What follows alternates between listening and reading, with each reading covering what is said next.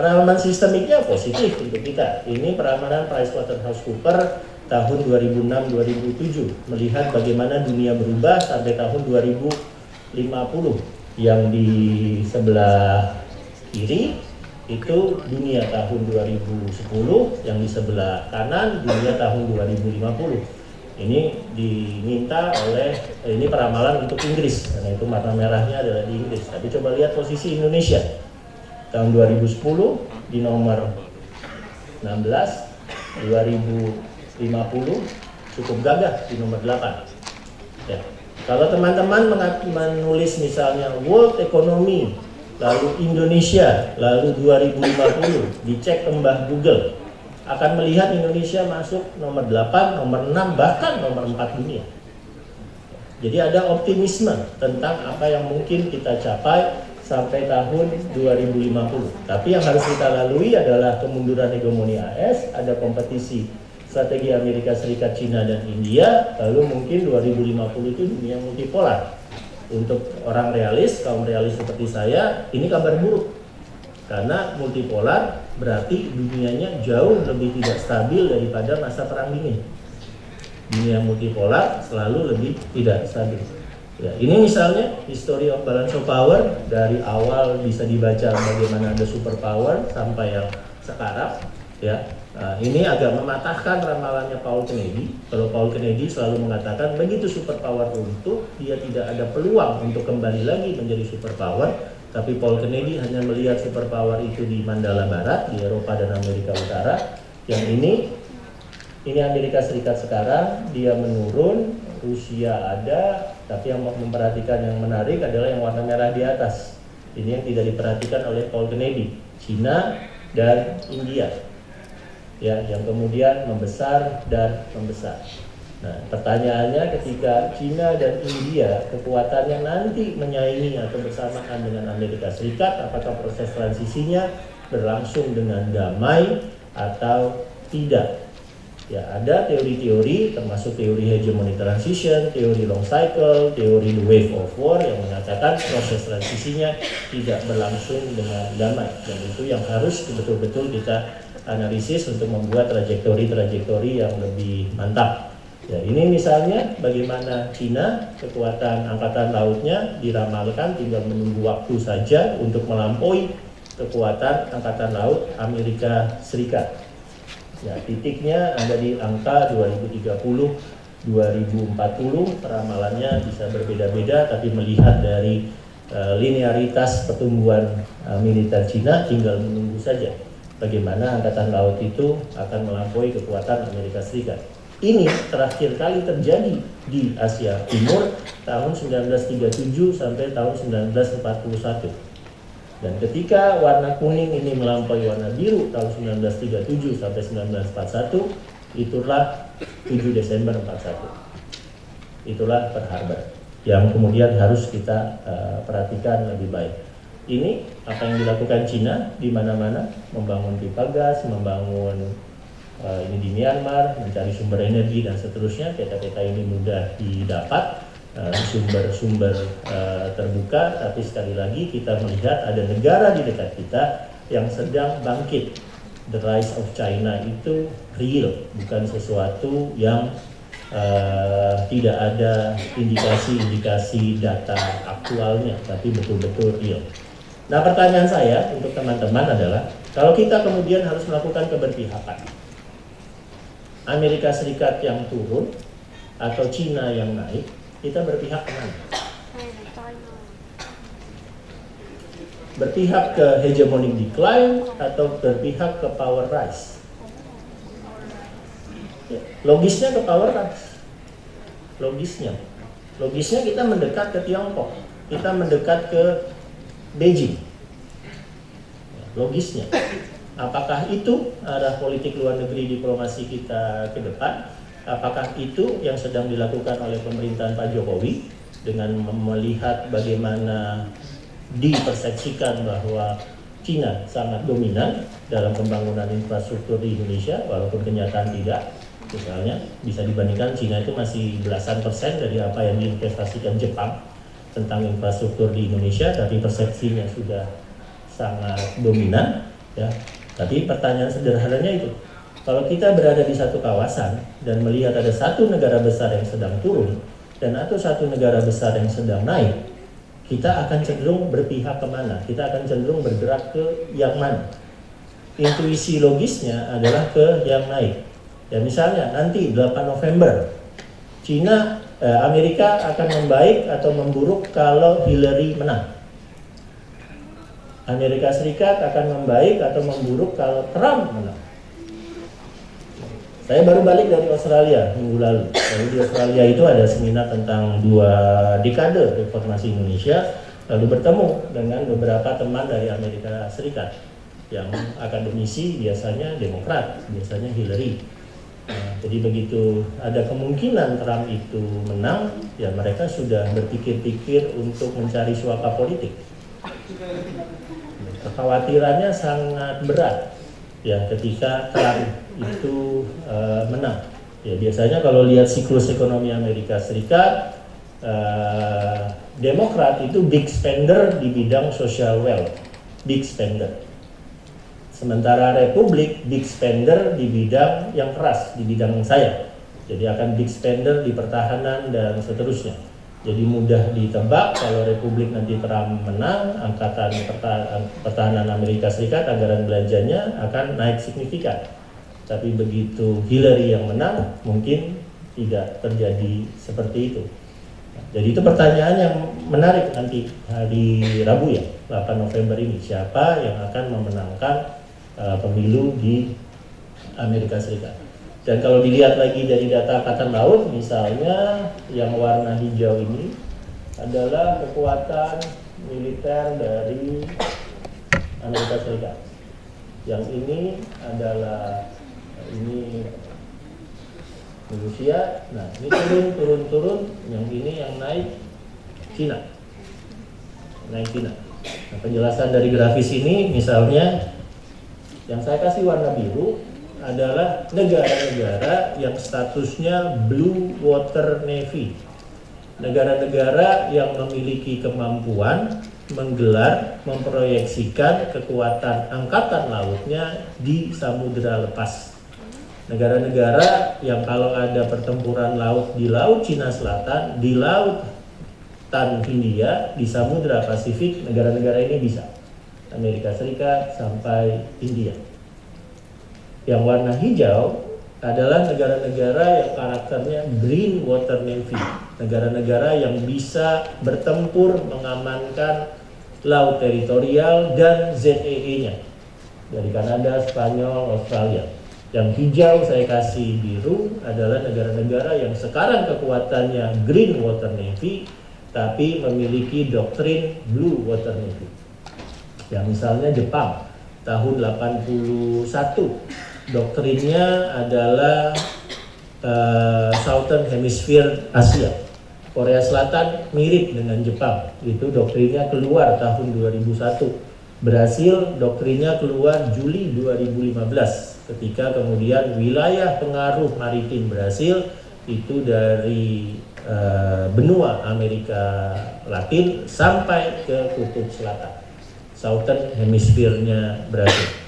Jadi negara-negara ini yang akan memiliki kemampuan real untuk melakukan pertempuran laut yang kalau kita baca Mahan, misalnya kita baca TIL, ya mereka yang punya kemampuan untuk melakukan pertempuran laut itu. Indonesia belum. Indonesia sekarang masih Brown Water Navy. Ya, itu yang pertama dari balance of power. Nah, balance of power sendiri tidak cukup untuk memperhatikan atau memperkirakan kemungkinan pergesekan dan kemudian konflik peran antar negara, terutama antar negara besar. Salah satu yang perlu dilakukan lagi adalah ini sering disebut sebagai logika balance of threat. Dicari pola permusuhannya, dicari kapasitasnya, dicari titik krisisnya, baru itu kemudian muncul perang. Ya, ini sekarang dari atas ini sampai ke bawah sudah terjadi untuk Amerika Serikat dan Rusia. Pertanyaannya apakah akan terjadi di mandala utama mereka? Sudah terjadi di Suriah, sudah terjadi di Irak, dan mendekati mandala utama mereka adalah sudah terjadi di Ukraina. Ya. Di tahun 2015-2016 misalnya seluruh latihan gabungan NATO itu fokusnya mengantisipasi perang konvensional darat ketika pasukan Rusia menembus garis pertahanan timur NATO. NATO kemudian di tahun 2016 ini akan menggelar 4 batalion mekanik baru. Batalion mekanik berarti ada tanknya, ada artilerinya dan seterusnya. 4 batalion mekanik. 4 batalion mekanik ini batalion multinasional. Jadi kalau itu 1.000 orang, seluruh negara NATO yang jumlahnya 20-an itu ada perwakilannya di batalion itu. Jadi akan ada orang Inggrisnya, akan ada orang Amerikanya, akan ada orang Polandianya, orang Swedianya, dan seterusnya di batalion multinasional itu. Tujuannya sederhana. Kalau batalion itu diserang oleh pasukan Rusia, yang marah seluruh anggota NATO. Karena pasukannya multinasional, yang kena seluruh anggota NATO. Dan itu mulai digelar di tahun 2016 ini, 4 batalion mekanik tersebut. Jadi pattern of enmity-nya kelihatan. Nah, walaupun yang belum terlihat adalah power rise. Dari siapa yang akan melakukan power rise di Eropa? Tidak kelihatan. Amerika jelas tidak, kemungkinannya ekspansi NATO itu sudah mentok. Rusia yang mungkin hanya berusaha mengamankan beberapa teritorial di Georgia, di Ukraina, di Crimea. Tapi power rise territorial expansion-nya tidak seperti dulu di masa-masa awal Perang Dingin. Nah, indikasi-indikasi ini yang terus-menerus sekarang dianalisis untuk melihat bagaimana caranya kita bisa mencegah perang antara kekuatan-kekuatan utama di dunia tersebut. Nah, salah satu yang bisa dicek adalah melihat konsistensi dari doktrin. Ya. Nah, ini kesimpulan dari semua hal yang bisa dipelajari oleh kelompok realis. Kesimpulannya. Jadi kalau dari balance of power sampai ke defense budget, semakin negara-negara utama di dunia itu ngumpul kebijakannya di sebelah sini, semakin rawan negara untuk berperang. Tapi kalau ada yang ke sebelah sini, nah, semakin kecil kemungkinan untuk berperang.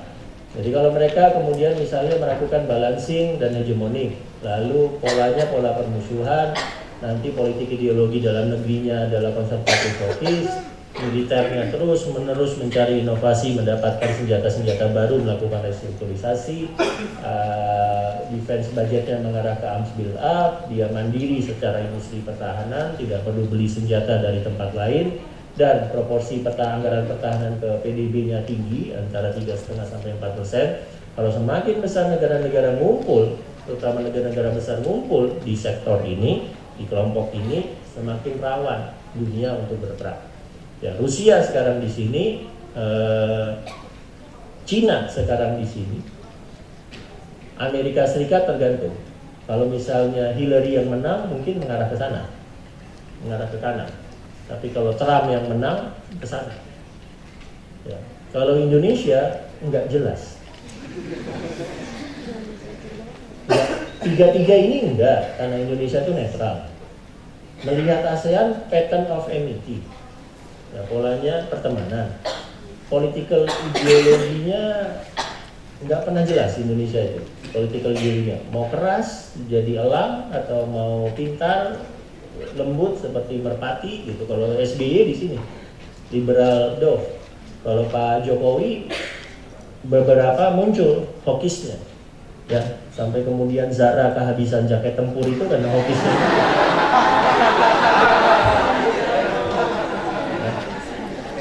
Military organization-nya sedang berubah. Misalnya ada Perpres nomor 62 tahun 2016 yang mengubah organisasi militer Indonesia. Ada Divisi 3, ada Pasukan Marinir 3, ada Armada, ada Satuan Cyber, ada Komando Gabungan, sedang berubah. Peralatan tempurnya juga sedang berubah. Mau beli entah Sukhoi 35, mau beli Leopard, kapal selam 2 dari Korea Selatan sudah Srita Rail tahun ini, nanti Januari 2017 yang ketiga akan dibangun di PAL dan seterusnya. Itu sudah melakukan arms build up. Ya. Lalu military industrial kompleksnya sudah berusaha counter dependent, tapi GDP-nya masih kurang dari 1%. Ya. Jadi karena ada beberapa kesulitan ekonomi, Indonesia di matriks ini tuh masih zigzag. Kalau nanti seandainya muncul pemimpin, ya tinggal teman-teman baca aja. Kalau pemimpinnya mengarah ke kiri semua, ya Indonesia kemungkinan besar akan lebih damai kalau ke sini. Tapi kalau mengarah ke kanan, Indonesia cenderung akan rawan untuk berkonflik. Ya, kesulitan dari kita misalnya adalah kita tidak bisa membaca partai politik itu cenderung kiri atau cenderung kanan dalam matriks ini. Nggak bisa baca. Kalau di Amerika Serikat mudah. Ini Republik, ini Demokrat. Mudah membacanya. Di Inggris juga relatif mudah. Tory, buruh. Mudah. Indonesia saya nggak tahu. Ya, misalnya PDI Perjuangan, ya mestinya hokis. Untuk Gerindra, mestinya hokis. Ya. Tapi untuk misalnya PKB nggak kebaca, maunya kemana? PKS nggak kebaca juga, maunya kemana di matriks ini. Jadi susah untuk memprediksikan pengaruh misalnya pergeseran kepemimpinan nasional ke arah proyeksi Indonesia secara politik, ideologi, doktrin pertahanan luar negeri akan cenderung mengarah ke sana.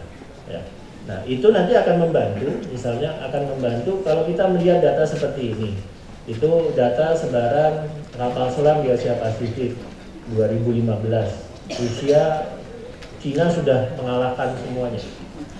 Nah, Cina, ini di Asia Pasifik doang. Nah, Indonesia sekarang 2, kemungkinan nambah menjadi 5 sampai tahun 2021. Nanti sampai tahun 2029 diharapkan kita punya 12.